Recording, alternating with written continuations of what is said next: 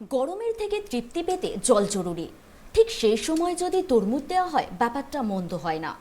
ঠিক সেই রকম জলপাইগুড়ির বিবেকানন্দ পল্লীতে লম্বা গোল কালো চ্যাপ্টা বিভিন্ন মানের তরমুজ চাষ করে উপার্জন করছেন সেখানকার মানুষ। হিমালয় পর্বতের ঝর্ণার জলে পুষ্ট নদী তিস্তা হিমালয়ের কোল থেকে সৃষ্টি হয়ে নিউ আলিপুরদুয়ার, কোচবিহার ও জলপাইগুড়ি জেলার উপর দিয়ে বয়ে চলেছে এই নদী।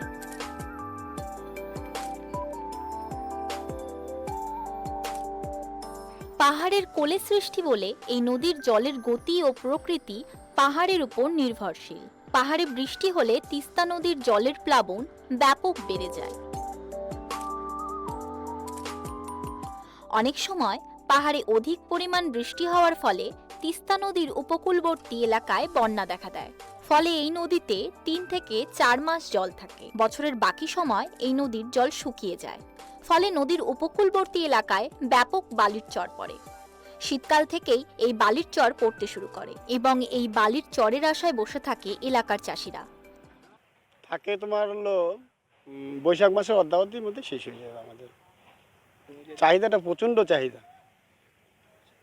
এই বালুর মধ্যে কেন তিস্তার বালুর মধ্যে সব থেকে বালুর মধ্যেই তরমুজ হয়।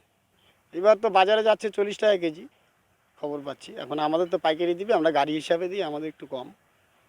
হ্যাঁ, আসাম যায়, ইউপি যায়, আরও অন্য অন্য মহারাষ্ট্রে যায়, যেখানে নাই সেখানে চলে যায় বড় গাড়ি লোড করে।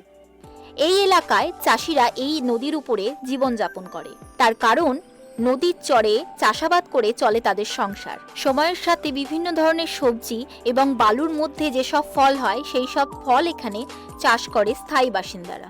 খুব প্রচণ্ড আছে তিস্তা নদীর ফসলের তরমুজের চাষের দিকে মানে প্রচণ্ড চাহিদা আছে এবং বালাটা যত গরম হয় তত মানে তরমুজটা মিষ্টি হয়।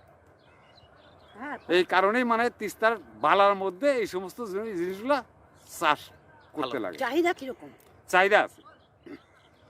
যেমন আমাদের মাল এটা এখন বিহারে লোড হচ্ছে, কালকে মাল চলে যাবে বিহারে। কত বিঘা চাষ করেছে? আমরা 18 বিঘা চাষ করছি। তরমুজ চাষের পরে এখানে চীনাবাদাম চাষ করা হয়। তাদের এই চাষ করে খুব ভালো উপার্জন হয় বলে জানিয়েছেন চাষিরা। জলপাইগুড়ি থেকে সুরজিৎ দের রিপোর্ট, ট্রাইব টিভি।